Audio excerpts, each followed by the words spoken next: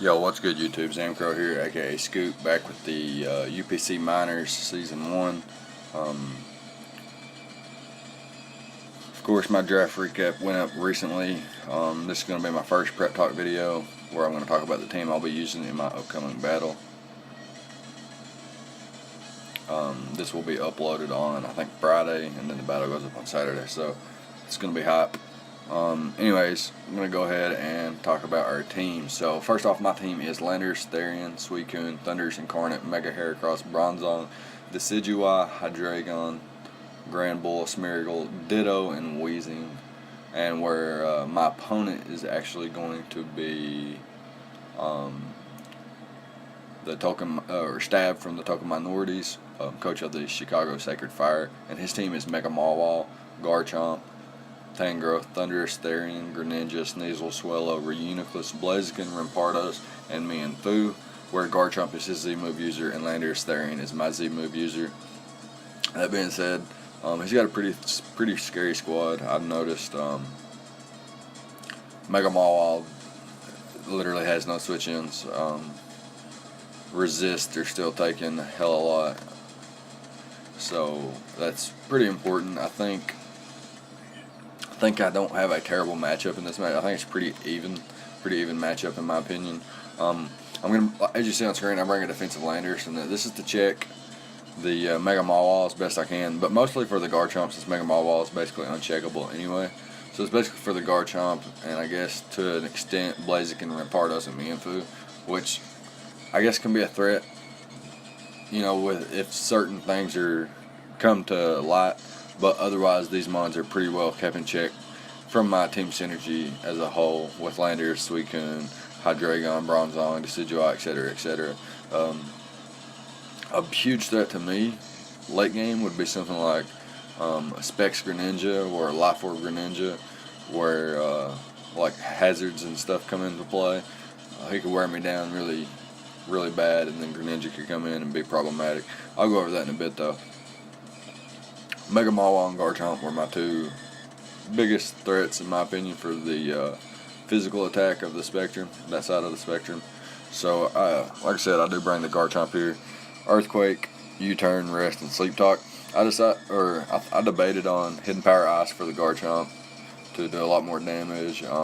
Debated Z-Fly for the Tangrowth, but didn't really know if it would come, since I have Mega Heracross, which always switches in, Decidueye, which always switches in, Hydreigon, which always switches in, etc., etc.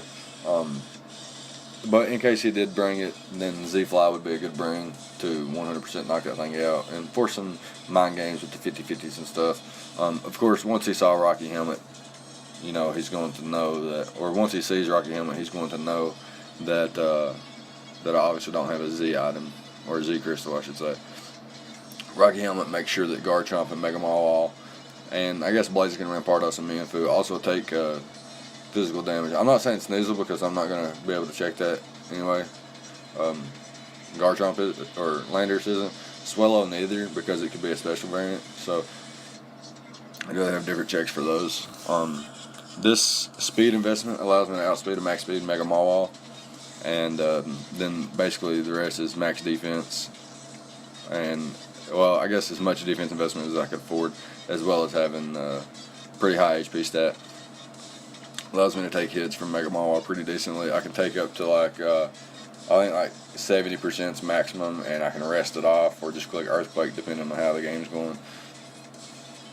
But eventually I'll be able to intimidate him, and then they'll only be doing around 33%, 30 to 33%ish.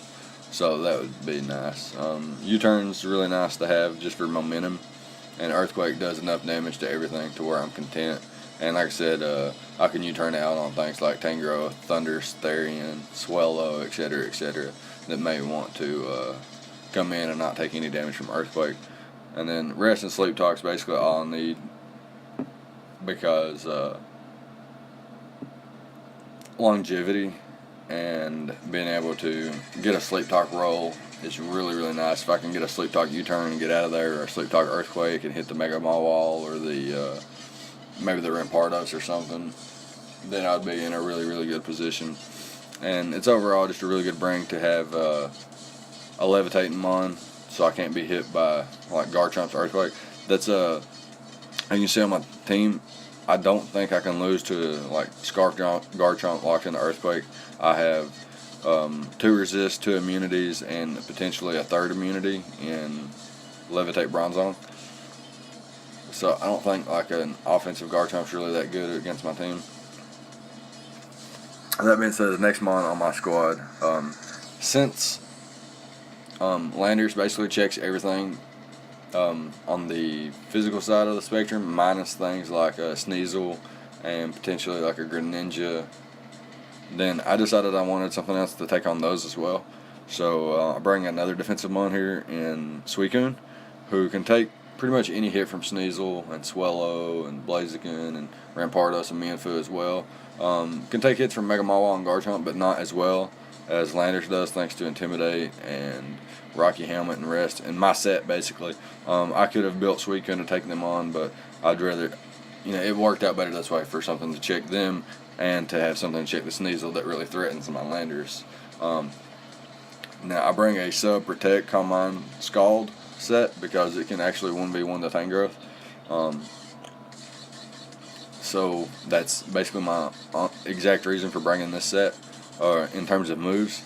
And defensively, with my EVs, I can take hits from Sneasel pretty much all day, unless it gets to like +6 or something. Then I'd be hurting. With an item, I would be hurting. But yeah, it's basically my check to Sneasel. It's got enough defense investment to live +2 knockoff into +2. Like, +2 knockoff and a knockoff still doesn't knock me out. So that's pretty much my investment for that. And I have enough speed to, I think, speed creep a Mega Mawile. I don't think I'm speed creeping anything else. Maybe the Rampardos. I don't think so, though. Maybe the Rampardos, actually. It does have just a little bit more speed than Mega Mawile. Like, literally 7 points higher. So, my Heracross set this week is actually really, really nice. I have quite a bit of...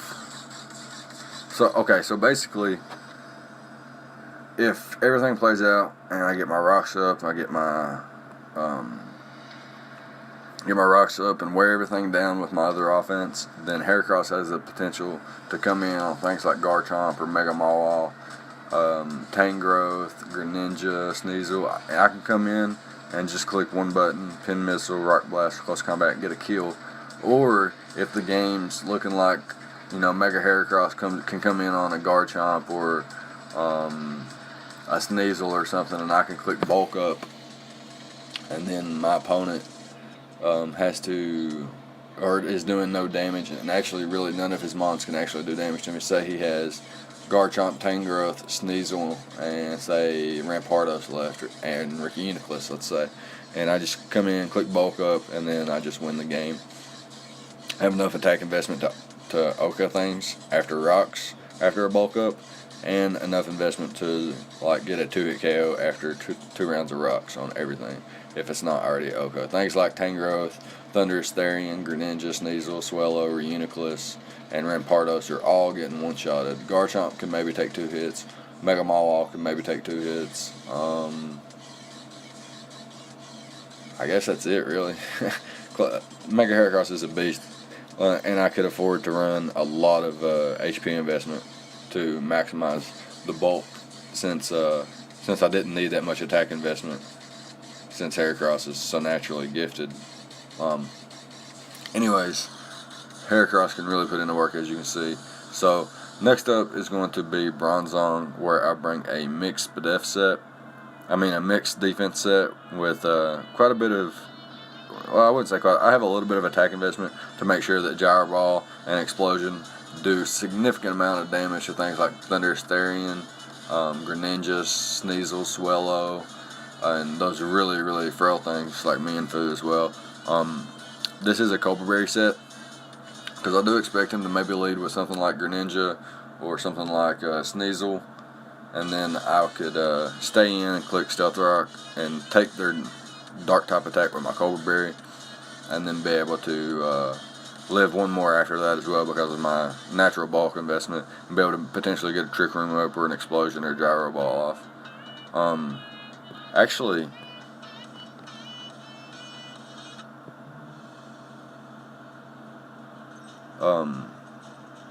Actually, I'm not going to run Trick Room. I'm going to run Lock Screen. I was looking at my build for next week, and Trick Room's a lot better for next week. So I actually want to save Trick Room for next week. So I can run Lock Screen this week, and it doesn't really change my plans because, as you can see, Heracross has quite a bit of speed investment, so I don't really need that Trick Room. Next up is going to be. So wait, let me talk about Bronzong a little bit more. I can take a few hits from Mega Mawile. I do expect Fire Fang on Mega Mawile or potentially Garchomp as well, predicting Levitate. So I'm actually Heat Proof and not Levitate, so I can take Hidden Power Fires from Tangrowth, as well as Greninja. Swellow has Heat Wave, and can take a hit from Blaziken as well and get a big explosion off, as Blaziken could be a huge threat to my team if things work out for him. Suicune and Landorus get weakened, then Blaziken could become a huge threat. Anyways, that's going to be Bronzong. Next up is going to be Decidueye, where I'm a Max Spadef set, basically here to check Thunderous Therian. Can, I guess, come in on Reuniclus and things like Swellow and Tangrowth, but mostly here for the Thunderous Therian. I can live a +2 Dark Pulse as long as he's not like modest Life Orb, I think. I think it's even a roll at that point. Decidueye is actually really bulky. U-Turn is nice for momentum. Spirit Shackle is just generally good against his team. I wouldn't say it's good against his team, but it does better than Leaf Blade, I can say. And I need Toxic and Defog to wear things down, like Tangrowth, for example, Garchomp. None of those things are going to appreciate a Toxic coming off at him. And then this guy's got a pretty offensive team, in my opinion. He's got some decent walls like Tangrowth, and Reuniclus is not really a wall, but like it can be built defensively, I guess.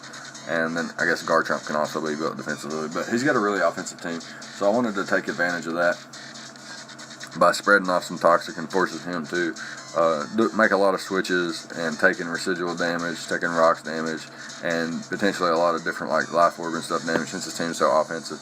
But a lot of people think Life Orb is a bad item in League format, so maybe it won't be Life Orb. Who knows?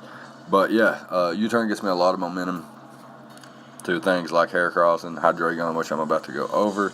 I'm a Choice Scarf set this week, and I can afford to go modest without going max speed and have a little bit of defense, special defense, and HP investment. So I got a little bit of bulk. Like I said, Choice Scarf, so I can most likely outpace everything on his team as long as he himself is not Choice Scarf. Which his only Choice Scarfers that could outspeed me would be Garchomp, Thunderous Therian, Greninja, Sneasel, Swellow, and that's it. So U-Turn, Dark Pulse, Draco Meteor, and Dragon Pulse, pretty much all I need. Draco Meteor nukes things. If I need an immediate nuke, like a turn 1 lead against like perhaps a Thunderous Therian, I can just drop a Draco, and it should drop unless it's got a little bit of bulk investment. Tangrowth will take a lot unless it's AV. Garchomp drops. Mega Mawile obviously is going to force me into a position to where if I basically as long as Mega Mawile's around, I basically want to click U-Turn unless I can guarantee a kill with Dragon Pulse or Dark Pulse or Draco Meteor even, because if I can get a kill, then I'm definitely going to click Dragon Pulse or Dark Pulse, even if he can switch into Mega Mawile, because I have a pretty decent way to answer that with Landorus, Intimidate, Rocky Helmet, plus Bronzong. I think I'll be okay versus that. So I didn't really mind to lock myself into Dragon Pulse. I don't really mind to use a Choice Scarf Draco set when an opponent has an immediate threat like Mega Mawile as a fairy type. So, but that is why I do have U-Turn though. If I can't get the knockout, then I'm most likely going to click U-Turn. If I predict like a Sashly Greninja or Sashly Sneasel, Sashly anything really, Sash Garchomp, then I want to just click U-Turn into something, and then come back in and get my kill later. And yeah, I guess that's basically the team. There's not much really to say about it. It's pretty set forward. Got a Choice Scarf Sweeper that cleans up late game if everything's weakened. Spadef set. Decidueye to take on an electric type. A mixed defense set, Bronzong, that can pretty much get up Stealth Rocks.